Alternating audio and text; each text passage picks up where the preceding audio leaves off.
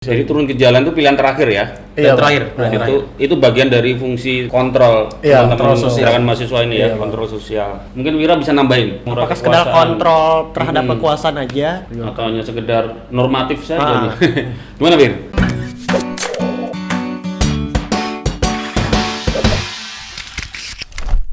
Ketika kita sudah menyandang status mahasiswa, apalagi yang berorganisasi di pergerakan organisasi kemahasiswaan, seperti di PMII, mungkin banyak hal yang bisa kita dapatkan, bukan hanya sekedar demo, turun ke jalan, menyampaikan aspirasi, tapi juga kita bisa memberikan kontribusi apa yang kita dapatkan di bangku perkuliahan, karena memang mahasiswa itu adalah penyambung lidah masyarakat ke tengah penguasa, karena memang fungsi dari mahasiswa itu adalah how to kritik, bagaimana mengkritik gitu loh.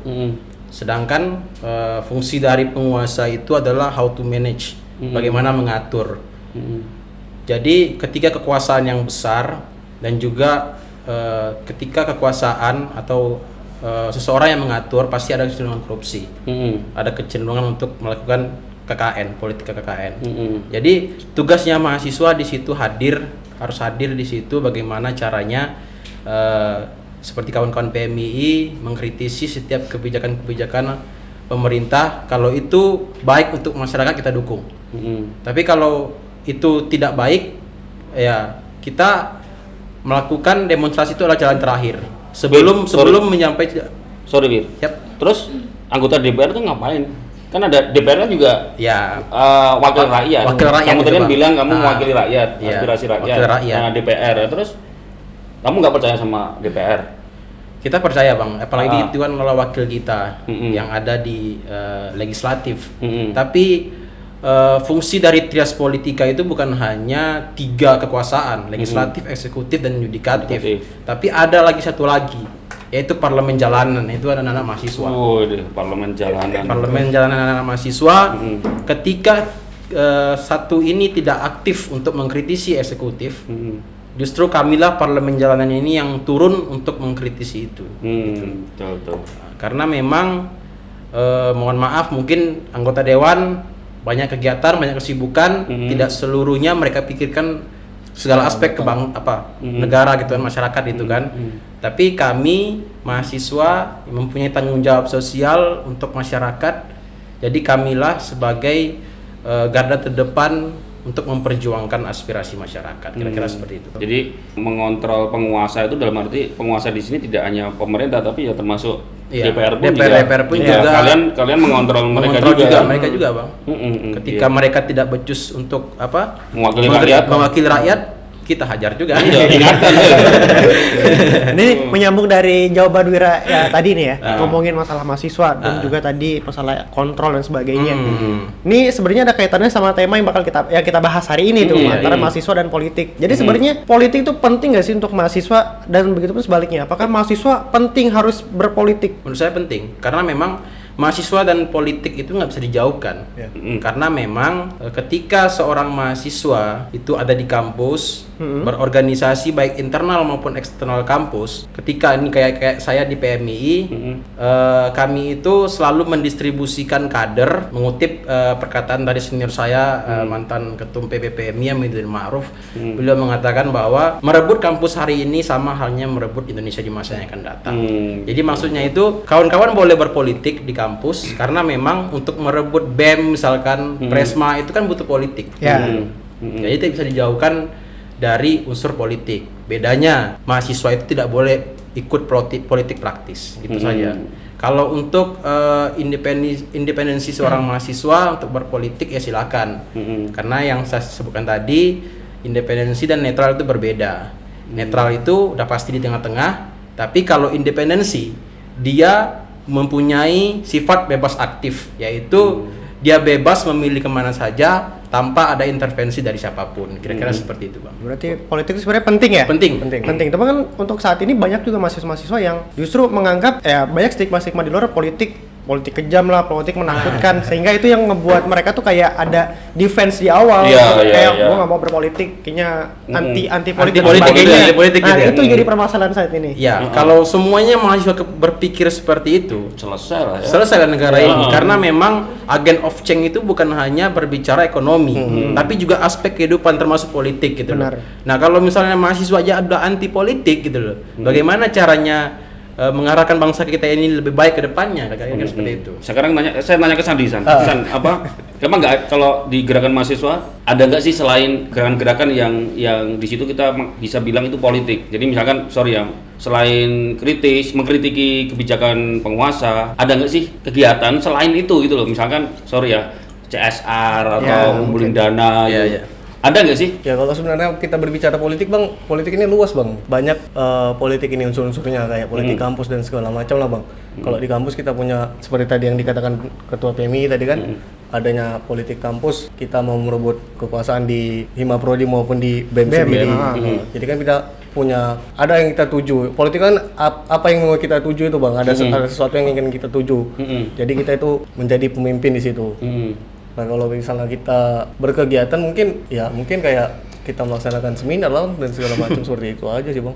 Ada ya, maksudnya kegiatan selain mengkritisi kebijakan tapi ada kegiatan lain, ada. Seminar itu ada ya. PMI juga ada. Berarti kalau aku pribadi sih berarti menganalogikan politik itu kayak kayak senjata sebetulnya. Senjata ini kalau kita salah mempergunakannya ini bisa bahaya, bisa jadi bumerang buat kita, bisa membahayakan orang lain. Tapi kalau kita bisa menggunakannya dengan baik, ya kita bisa menuntas kebajikan dengan senjata ini, kayak gitu ya. Tergantung oknumnya sih bang, menggunakan seperti apa.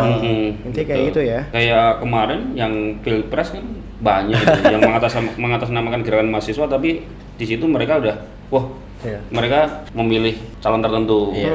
Kemarin banyak sekali. Nah, ini pertanyaan selanjutnya ada Antonius Itoloha Gaho. Merdeka. Dari Kementerian. Ini bagaimana pendapat teman-teman mahasiswa menyikapi isu Batam yang lagi ramai saat ini seperti listrik yang naik akhir-akhir ini nih. Lalu bagaimana menyikapi kepentingan politik praktis senior yang mungkin banyak melibatkan juniornya untuk hal kepentingan tersebut? Apakah hal itu terjadi? Terus bagaimana kira-kira tanggapan teman-teman di sini? Ini listrik naik ya? Naik. Sandi mungkin dulu deh. Pesan. Kalau listrik naik mungkin nggak di Batam saja sih bang yang merasakan seperti itu. Di teman-teman yang lain, di cabang-cabang lain juga merasakan, juga mempertanyakan lah kebijakan dari PLN sendiri kan. Bukan Brex saja, PLN juga mengalami seperti lonjakan dari tarif itu. Jadi kalau misalnya menyikapi itu bang, ya sebenarnya kita mempertanyakan sih bang, apa yang bisa membuat kenaikan listrik itu sendiri. Padahal WFH pun kita berada di rumah pun kita mungkin tidak selamanya selalu online di komputer, tidak selamanya kan. Jadi mungkin karena faktor WFH nggak mungkin terjadi lah bang kenaikan lonjakan listrik yang hampir 2 kali lipat lah mungkin kebanyakan seperti tapi itu. Kayaknya kemarin PLN sudah menjelaskan itu juga ya. Udah ada kebijakannya, solusi. Tapi tetap diawasi ya, tetap mengawasi. Betul.